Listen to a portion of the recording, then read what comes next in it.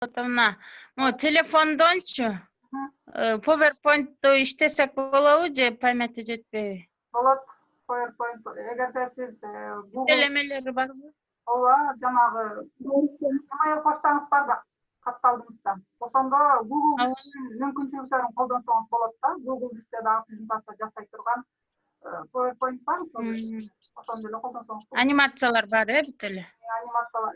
Берки офлайндагы эмеге караганда бир аз азыраак, бирок болот да, жоктон.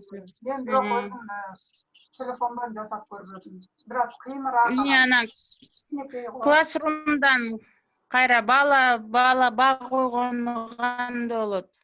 Бааланышы окуучулар менен. Видеону көрдүңүз да? Критерий оценки деген жери турат го. Ошолор менен, балдар менен. Баал койбодуңузбу үстүнө? Баал койдуңузбу? Ошол баал менен эле баалай берет. Анан эң аягында жакшысы эмки вебинарларда дагы көрсөтүп коем, эме деген жери бар. Студенттер дагы ошо өзүнүн балдарын жанагы студенттердин арасында, группалаштардын арасында кайсы деңгээлде экенин процент менен чыгарып берип коет. Настройка деле кошуп койсок ошону. Классрумда тапшырмалары бир жерде сакталып турат, баалары турат, ачып кийин мынакей дегенге дагычы, алар жөнөткөн нерсенин баары Google платформасында сакталат да. Бизден эч кандай таймер орун албайт бизде. Компьютердагы, эмеде дагы, соткада да илебейт.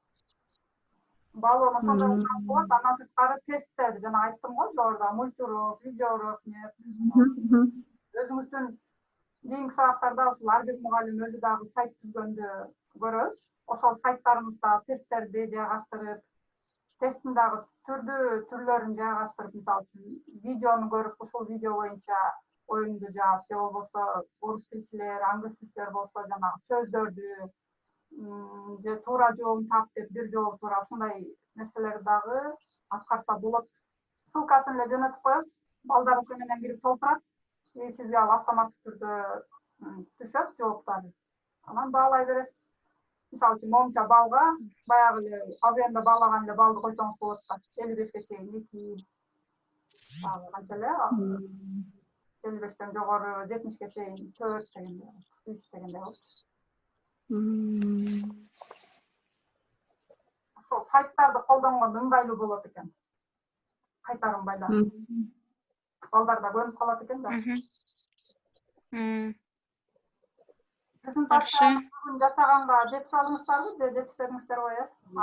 Мен жетишкен жокмун, көрүп бүтө элек. Мен да бүгүнкүсүнө жетише албай калдым. Ошо көрүп жарым эле көрдүм.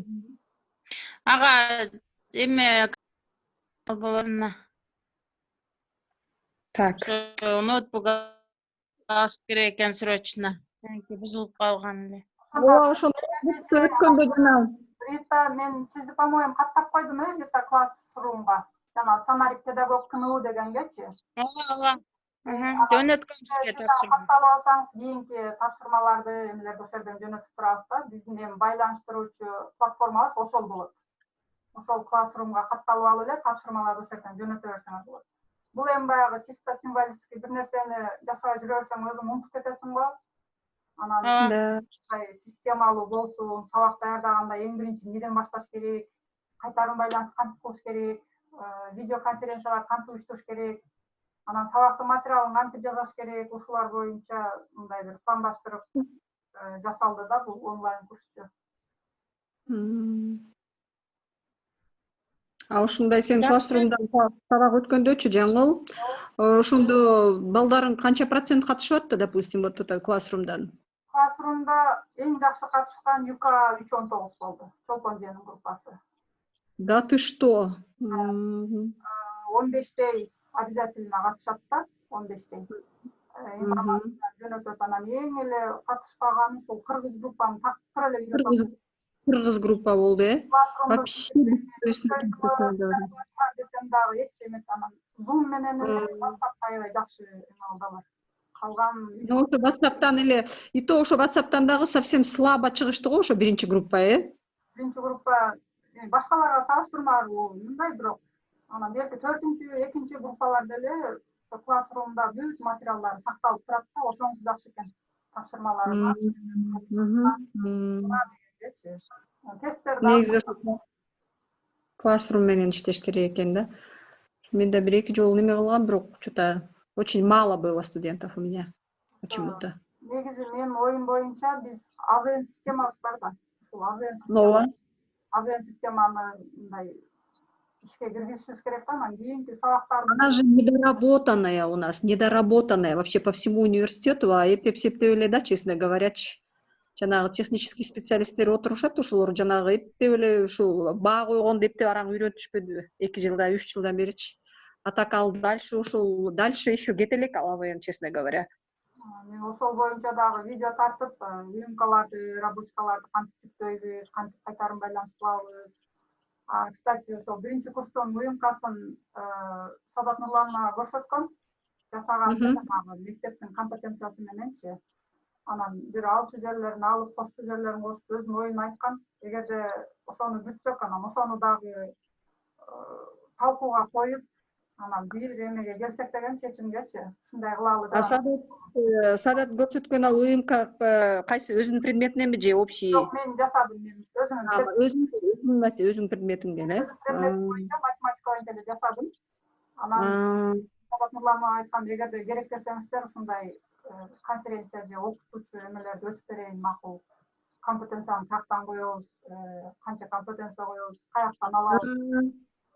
Биз мисалы үчүн былтыркы жылы туура маселе жана ОК-ТУКаларды коюп таштаганбыз да. 9-дун базасына ОК-ТУК деген кереги жок вообще. идея калат ал.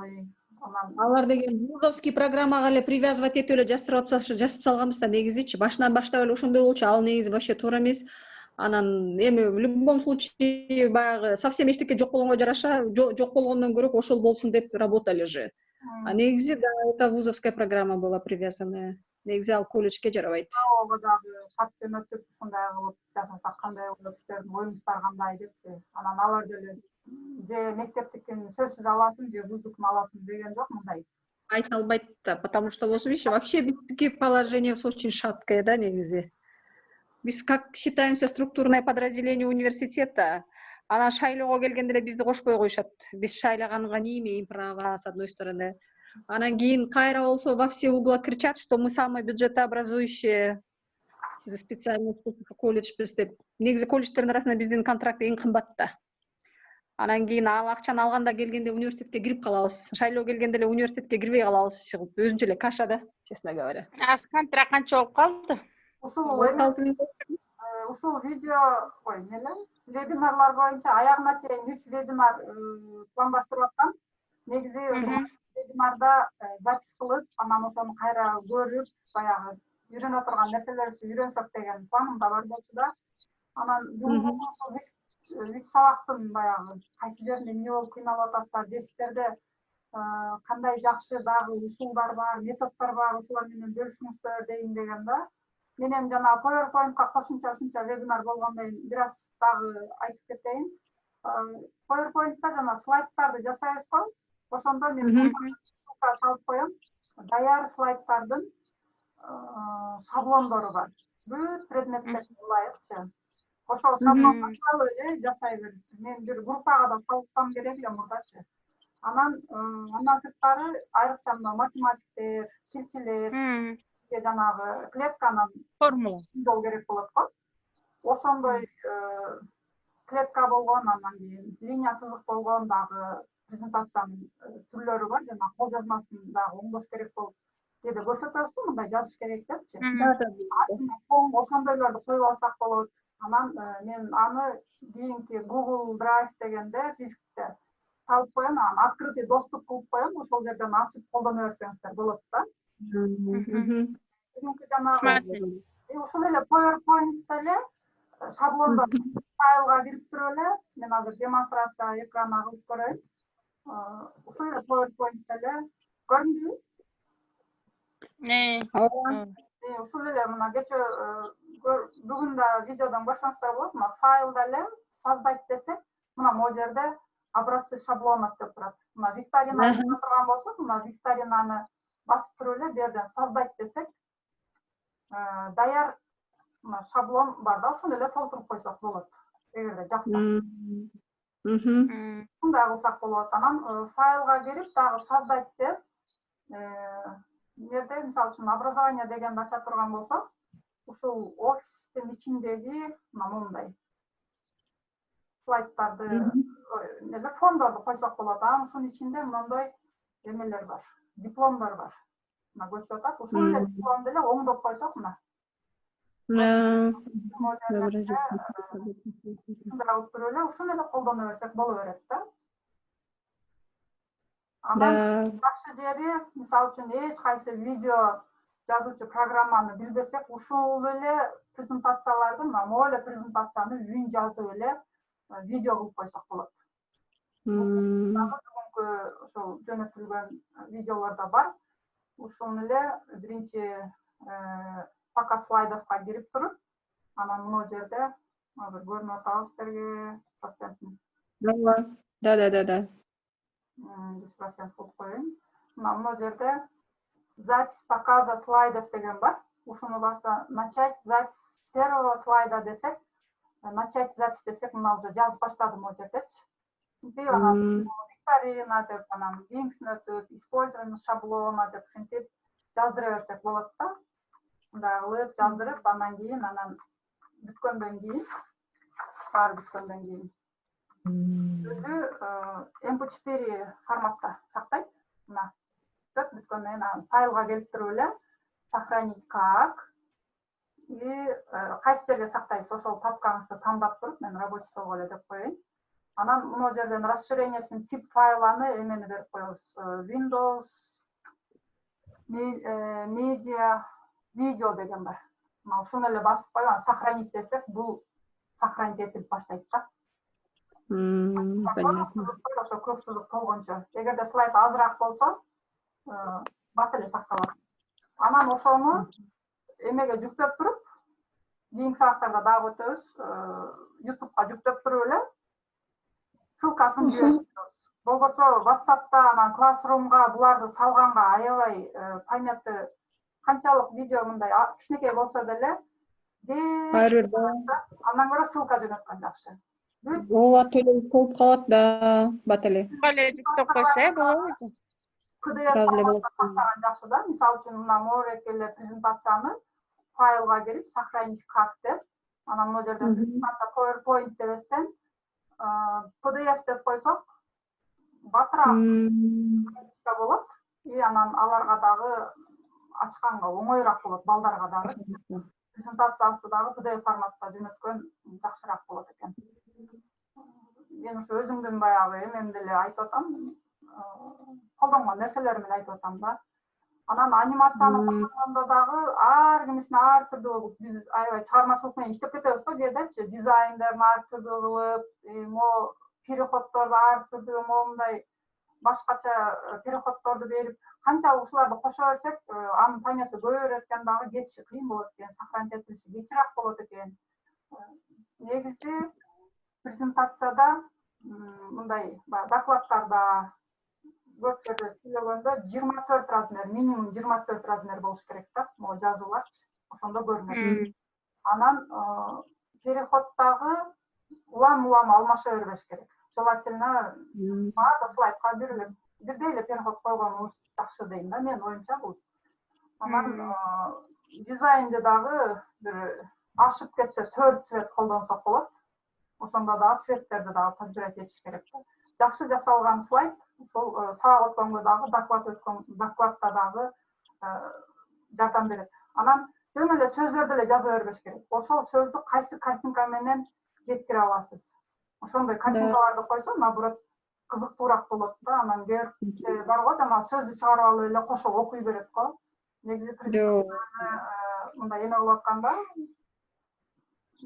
кызыктырып атканда, кетирип атканда ошол сөздү окубай эле, наоборот, башка информация бериш керек да. Информацияны көбүрөөк бергенге аракет кылыш керек. Бул жерде сүрөт турса, сиз сөздүн сүйлөңүз, болбосо сөз турса сүрөтүн көрсөтүңүз дегендей ушундай нерселер.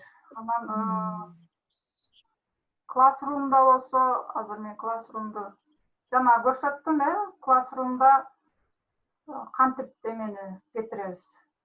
Мына могу сиздердин классыңыздар болсо, ондай тапшырма келсе, Моя работа деген жер бар да мына. Ушул жерде жөнөтүп койдум, сдано деп кетти. Ушул жерде сдать дегенди басып койсоңуз эле жумушуңуз кетет. Аны ошол кайсы жерде болсо жумушуңуз выбрать дегендер чыгат. Азыр менде жаңы тапшырма жок экен. Анан курсту ачсаңыз мынакей КНУ деп сиздин тапшырмаларыңыз монтип келип калат. Мен дагы бирөө жөнөтүптүр. Бул жерде сдано дейт. Көрөйүн ким жөнөттү экен. Надира Манасбекова презентация жөнөтүптүр. Ушуну ачып туруп эле ачылып атат. Анан мына жерде 1 балл, оценкасы 1 балл турбайбы, көрүнүп атабы? Теория графов дейт. Мына презентациясын көрдүм. Эми 1 баллды коюп туруп мына жерге. Анан жерге комментарий жазсак болот, же жазбай койсок деле болот. Деп туруп, анан мына жерден вернуть деп коебуз. И бул жерден да вернутту басып койсок, ушул оценкасы эмеге барып калат, студентке барып калат. Ушундай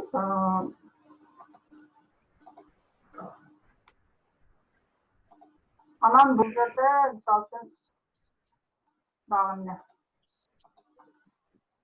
Пока ошол эле го, бүгүн көтөрүлүп аткан темалар. Просто бүгүнкүнү ачканга үлгүрбөй калдым. Мен тиги көчөгүнкүлөрдү компьютерде жасап көрдүм. Боюнча эме кылдым да, бүгүн полный элечи. Дагы эмне суроолоруңуздар бар же, суроо болсо берсеңиздер. Жок, особо деле суроо деле Бүтүлгөн немелер боюнча жок. Акырында Эле пока бар. видеолор деле баягы түшүнбөй калсаңар кайра ачып эле акырындап аткара берсеңер эле өзү эле толуп калат багаж. Билинбей эле. Рахмат. Анан аткарганда мен мисалы үчүн менин видеомду ачып алып, аны 2 терезе кылып иштеген жакшы да. Аны бир аз оңдагылы, муну буяка коюп алдым. Бул жака менин видеому коюп алып, бул жерден карап, буягында аткарган оңойраак болот. Ошентсеңиздер. Ошону кантип кылат? Муну азыр мен чыгардым, Көрүнбөй атат бизге. көрүнгөн жок. Демонстрация Экранды запускать этсеңиз. демонстрация экрана кылып алам. Мынакей. Көрүндүбү? Нет. Вот теперь көрүндү. Мына үстүндө оң жогорку жагында. В верхнем углу. Там есть квадратики минус турат го. Ушул квадратик бассак чоңойот да. Анан бир бассак Понятно. Анан ушул муну карап, мунусун иштей берсеңиз болот да. Прям телефондон эле. Дагы бир нерсе көрсөтөйүн. Жанагы биз ачкан группаны азыр мен мону басып туруп, совместное пользование деген. WhatsApp көрүндүбү? Ооба.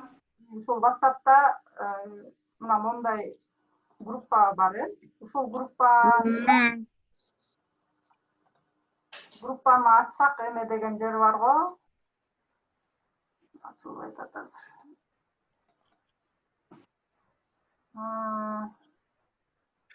Данные группы десек, моягында турат эме деген жери бар. Я көрүнүп атабы? Да. Мен өзүмө көрүнүп алып атайын. Ушул жерде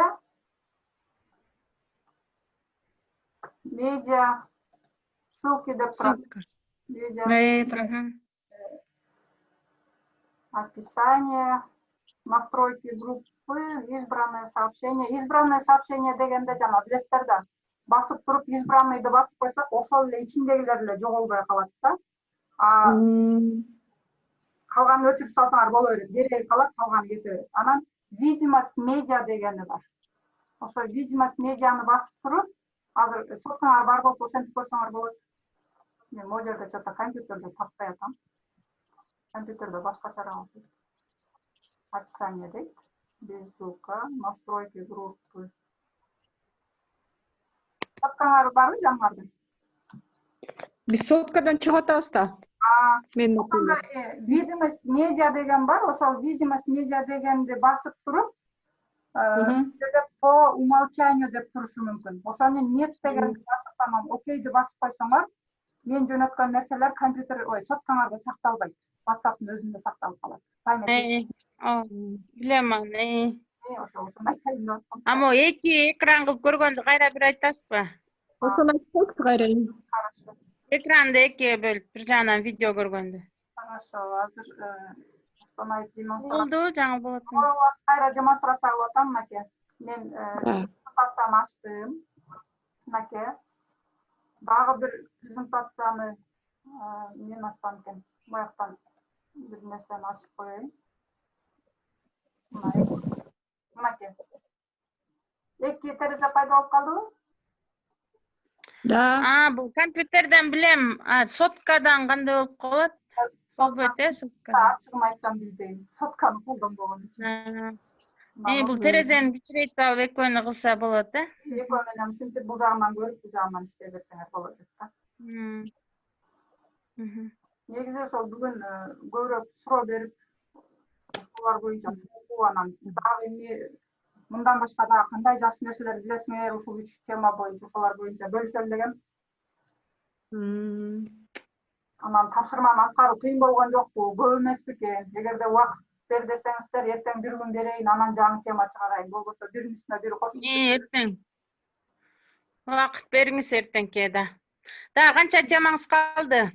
Мен негизи 9-unda бүтүшүм керек да, анан 10-unda экинчи айлампа башталат, экинчи поток башталат да. Анан эгерде убакыт бер десеңиздер, эртең бир күн берейин, анан кайра дагы. Буларды сохранить этип калып эле бош убакыт болгондо деле жаза беребиз да, от программы отклоняться эле өтө берели. Потому что, а если не успеем потом? Кийинки айлампада ошол мектептин негизи мектептин мугалимдери аябай жакшы экен да. Мен бул группага тийишип атпаймынбы, аябай тартиптүү тим эле тыптын. Силер жаным койбойт. Сиз экинчи айлампада бизге өтөсүзбү же башка жака эле ушуну өтөсүзбү? Экинчи айлампада башка колледждер, анан мектеп. Негизи рахмат жаңы болотуна. Мындай курсту мен 1000 сом төлөп өткөм да, креатив таалимденчи. Атабы? Сиз бекер бизди окутуп атасыз, ошондо да кирбей атышат го, окубай, пассивныйраак окутат, биздин группа. Мүмкүн эми болбой аткандыр, мүмкүн баарын деле жакшылоо деп болсун, Анан кандай кийин көрүп эме болбосо. Баягы жүзмө-жүз көрүшүп, анан күндө контрол болуп турганда жакшы да, жакшы үйрөнөсүң, анан эсиңде да калат да. Мен дагы кайталап алам. Баягы үйрөтүп атып үйрөнөсүң да. Ошон үчүн группага жаза бериңиздер деген ошол болчу да. Эмне түшүнбөй аткан суроо болсо, мүмкүн сиздин сурооңузду дагы бирөө бере албай аткандыр. Ал да ошондой. Ошентип бири-бирибизди окутмакпыз да. Анан негизи тынч группа болуп атат. Ошол анда суроо жок болсо, ийгилик каалайм сиздерге. Эң биринчи ден соолук болсун, баарыңыздар менен аман болуңуздар. Макул. Рахмат. До свидания. Пока. Görüşкөнчө жакшы алыңыздар. Да, пока. Рахмат.